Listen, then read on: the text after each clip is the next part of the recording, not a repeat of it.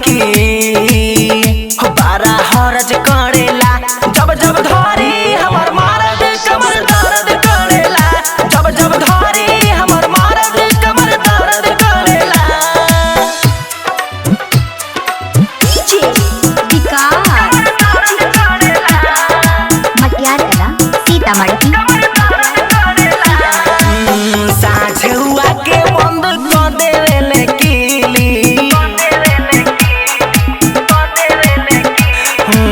कहले कि आओ रानी खूबे मजा मिली हो साझे हुआ के बंद कर देवेले कीली कहले कि आओ रानी खूबे मजा मिली। गर्मी से चापेला दोनों देहिया सरद करेला गर्मी से चापेला दोनों देहिया सरद करेला जब जब धरी हमर मरद कमर दर्द करेला जब जब धरी हमर मरद कमर दर्द करेला।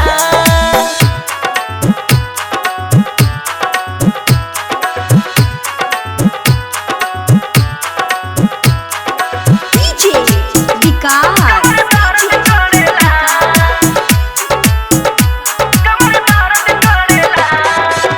राइटर अमर रहज प्रेमी उहे त बतावे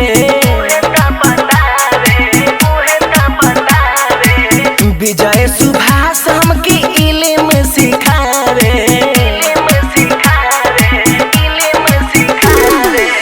राइटर अमर रहज प्रेमी उहे त बतावे विजय सुभाष हमके इल्म सिखावे।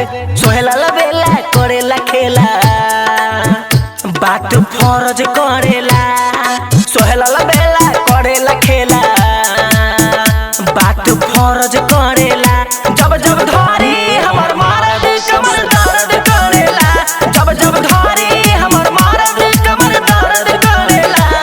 रतिया के बात का कही सखी बड़ा हरज करेला रतिया के बात का कही सखी